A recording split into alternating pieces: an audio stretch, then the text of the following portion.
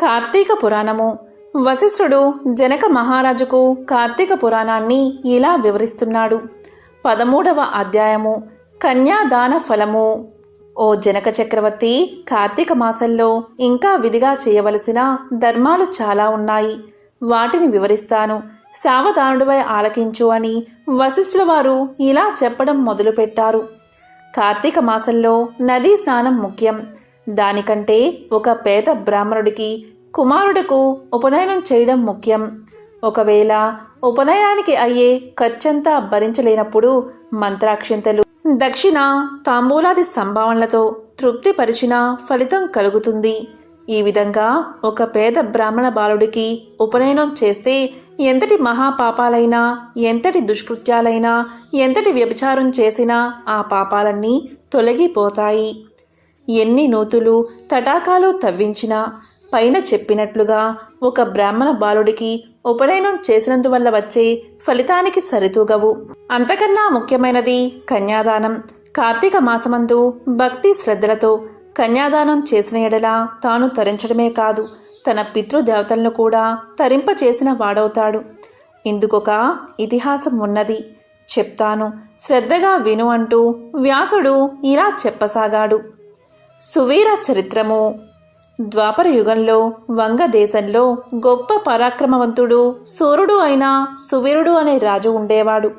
అతనికి రూపవతి అనే భార్య ఉండేది.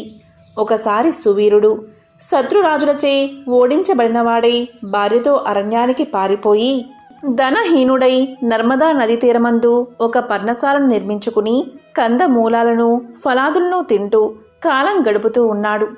కొన్ని రోజులకు అతని భార్య ఒక బాలికను కన్నది. ఆ బిడ్డను అతి గారభంతో పెంచుతూ ఉన్నారు. క్షత్రియ వంశమందు జన్మించిన ఆ బాలికకు ఆహారాది సదుపాయాలు సరిగ్గా లేనప్పటికీ శుక్లపక్ష చంద్రుని వలె దినదినాభివృద్ధి పొందుతూ అతిగారభంతో పెరుగుతూ ఉంది. ఆమె చూసేవారికి కనులకు పండుగగా, ముద్దులకు మాటలతో చాలా ముచ్చటగా ఉంది. దినాలు గడిచే కొద్దీ బాలికకు నిండు యవ్వన దశ వచ్చింది. ఒకరోజు వానప్రస్థుని కుమారుడు ఆ బాలికను చూసి ఆమె అందచందాలకు పరవశుడై ఆ బాలికను తనకిచ్చి పెళ్లి చేయమని రాజును కోరాడు. అందుకు రాజు ఇలా పలికాడు: ఓ మునిపుత్ర, ప్రస్తుతం నేను కడు బీద స్థితిలో ఉన్నాను. అష్టదరిద్రాలు అనుభవిస్తున్నాను. మా కష్టాలు తొలగడానికి కాను నాకు కొంత ధనమిస్తే నా కుమార్తెను ఇచ్చి పెళ్లి చేస్తాను అని చెప్పాడు.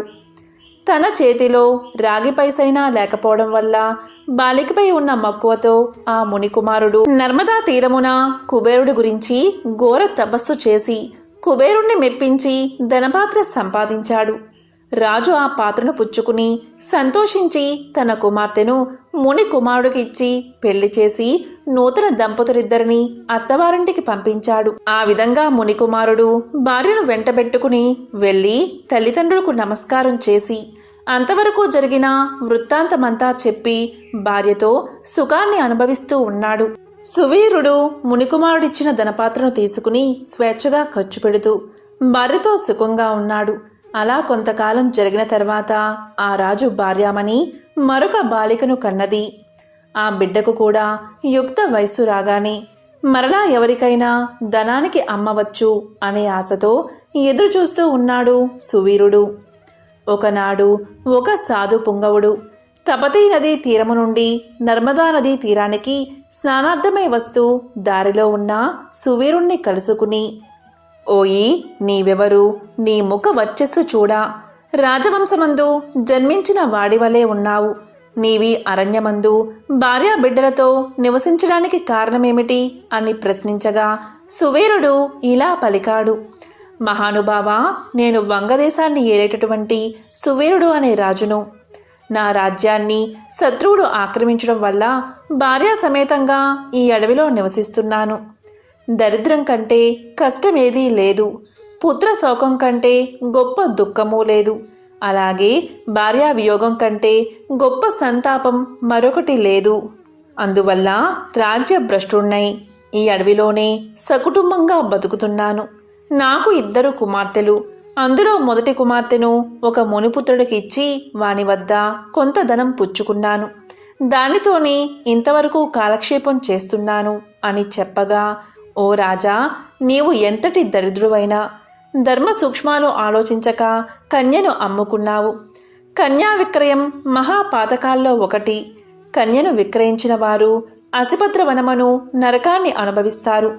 ఆ ద్రవ్యంతో దేవముని పితృదేవతా ప్రీత్యర్థం ఏ వ్రతం చేసినా వారు నశిస్తారు. అదీ కాక కన్యా విక్రయం చేసిన వారికి పితృదేవతలు పుత్ర సంతానం కలగకుండా శపిస్తారు. అలాగే కన్యను ధనమిచ్చుకుని పెళ్లాడిన వారు చేసే గృహస్థ ధర్మాలు వ్యర్థమవడమే కాక అతడు మహానరకాన్ని అనుభవిస్తాడు. కన్యా విక్రయం చేసిన వారికి ఎలాంటి ప్రాయచిత్తం లేదని పెద్దలు వక్కానించే ఉన్నారు. కాబట్టి రాబోయే కార్తీక మాసమున నీ రెండవ కుమార్తెను నీ శక్తి కొలది బంగారు ఆభరణాలతో అలంకరించి సదాచార సంపన్నుడికి ధర్మబుద్ధి కలవాడికి కన్యాదానం చెయ్యి.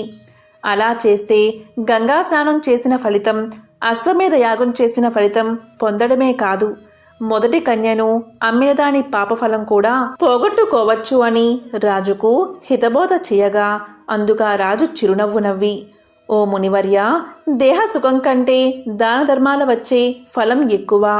తాను బతికుండగా భార్య బిడ్డలతోనూ సిరి సంపదలతోనూ సుఖంగా ఉండక చనిపోయిన తర్వాత వచ్చే ఏదో మోక్షం కొరకు ప్రస్తుతమున్న అవకాశాన్ని చేతులారా జార విడవమంటారా? ధనము బంగారం కలవారే ప్రస్తుత లోకంలో రాణింపగలరు. కానీ ముక్కు మూసుకుని నోరు మూసుకుని బక్క చిక్కి శల్యమై ఉన్న వారిని లోకం గుర్తిస్తుందా, గౌరవిస్తుందా? ఐహిక సుఖాలే గొప్ప సుఖాలు. కాబట్టి నా రెండవ కుమార్తెను కూడా నేను అడిగినంత ధనము ఎవరు ఇస్తారో వారికే ఇచ్చి పెళ్లి చేస్తాను, కానీ కన్యాదానం మాత్రం చెయ్యను అని నిక్కచ్చిగా చెప్పాడు. ఆ మాటలకు సన్యాసి ఆశ్చర్యపడి తన దారిన తాను వెళ్ళిపోయాడు. మరికొన్ని రోజులకు సువీరుడు మరణించాడు. వెంటనే యమభటులు వచ్చి వాణ్ణి తీసుకుపోయి యమలోకంలో అసిపత్ర వనము అనే నరకంలో పడేసి అనేక విధాలుగా బాధించారు. సువీరుని పూర్వీకుడైన శృతకీర్తి అనే రాజు ధర్మయుక్తంగా ప్రజలను పాలించి ధర్మాత్ముడై మృతి చెందిన తర్వాత స్వర్గమందు సర్వ సౌఖ్యాలు అనుభవిస్తూ ఉన్నాడు. సువీరుడు చేసిన కన్యా విక్రయం వల్ల ఆ శృతకీర్తిని కూడా యమకింకరులు పాశాలతో బంధించి స్వర్గం నుండి నరకానికి తీసుకువచ్చారు. అంతటా శృతకీర్తి ఇలా పలికాడు, నేను ఎరిగి ఉన్నంతవరకు ఇతరులకు ఉపకారం చేసి దాన ధర్మాలు యజ్ఞయాగాదులు చేసి ఉన్నాను. నాకీ దుర్గతి ఎందుకు కలిగింది అని మనసులో అనుకుని నిండు కొలువులో తీరి ఉన్న యమధర్మరాజు దగ్గరకు వెళ్ళి నమస్కారం చేసి, ప్రభు, నీవు సర్వజ్ఞుడువు, ధర్మమూర్తివి, బుద్ధిశాలివి, ప్రాణికోటినంతా సమానంగా చూస్తావు. నేనెన్నడూ ఏ పాపము చేసి ఉండలేదు. నన్ను స్వర్గలోకం నుంచి నరకలోకానికి తీసుకురావడానికి కారణమేమిటో సెలవియ్యండి అని ప్రాధేయపడ్డాడు. దానికి యమధర్మరాజు శృతకీర్తిని చూసి, శృతకీర్తి, నీవు న్యాయమూర్తివి, ధర్మజ్ఞుడవు, నీవు ఎటువంటి దురాచారాలు చేసి ఉండలేదు. అయినా ఏంటి, నీ వంశీయుడైన సువీరుడు తన జ్యేష్ఠ పుత్రికను ధనానికి ఆశించి అమ్ముకున్నాడు. కన్యను అమ్ముకునేవారి పూర్వీకులు ఇటు 3 తరాల వారు, అటు 3 తరాల వారు. ఎంతటి పుణ్యపురుషులైనా నరకాన్ని అనుభవించడమే కాక నీచ జన్మలు ఎత్తవలసి ఉంటుంది. నీవు పుణ్యాత్ముడివని ధర్మాత్ముడివని నాకు తెలుసు. నీకు ఒక ఉపాయం చెప్తాను. నీ వంశీయుడైన సువీరుడుకు మరి ఒక కుమార్తె ఉన్నది. ఆమె నర్మదా నదీ తీరాన తన తల్లి వద్ద పెరుగుతుంది. నా ఆశీర్వాదం వల్ల నీవు మానవ శరీరం దాల్చి అక్కడికి వెళ్ళి ఆ కన్యను వేద పండితుడైన శీలవంతుడైన కార్తీక మాసమున సాలంకృతముగా కన్యాదానం చేయించు. అలా చేస్తే నీవు, నీ పూర్వీకులు, సువీరుడు, మీ పితృగణాలు కూడా స్వర్గలోకానికి చేరుకుంటారు. కార్తీక మాసంలో సాలంకృత కన్యాదానం చేసినవాడు మహాపుణ్యాత్ముడవుతాడు. పుత్రికా సంతానం లేనివారు తమ ద్రవ్యంతో కన్యాదానం చేసినా లేక విధి విధానంగా ఆబోతులకు వివాహం చేసినా కన్యాదాన ఫలితం కలుగుతుంది. కనుక నీవు వెంటనే భూలోకానికి వెళ్ళి నేను తెలిపిన విధంగా చేసి ఆ ధర్మ కార్యం వల్ల నీ పితృగణాల్ని తరింప చేసుకో. పోయి రమ్ము అని పలికాడు యముడు. శృతకీర్తి యముడికి నమస్కారం చేసి సెలవు తీసుకుని నర్మదా తీరమున ఒక పర్ణ కుటీరంలో నివసిస్తున్న సువీరుడి భార్యను కుమార్తెను చూసి సంతోషపడి ఆమెతో యావత్తు విషయాలు వివరించి కార్తీక మాసమున సువీరుని రెండవ కుమార్తెను సాలంకృత కన్యాదాన పూర్వకంగా చతుర్వేదాలు చదివిన ఒక బ్రాహ్మణ యువకుడికిచ్చి అతి వైభవంగా వివాహం చేశాడు. అలా కన్యాదానం చేయడం వల్ల సువీరుడు కూడా పాప విముక్తుడై స్వర్గలోకంలో ఉన్న పితృదేవతలను కలుసుకున్నాడు. కన్యాదానం వల్ల మహాపాపాలు కూడా నాశనమైపోతాయి. వివాహ విషయంలో వారికి మాట సహాయం చేసిన పుణ్యం కలుగుతుంది. కార్తీక మాసమున కన్యాదానం చెయ్యాలి అని దీక్షభూని ఆచరించినవాడు విష్ణు సాన్నిధ్యాన్ని పొందుతాడు. శక్తి కలిగి ఉండి ఉదాసీనత చూపువాడు శాశ్వత నరకానికి ఎగుతాడు.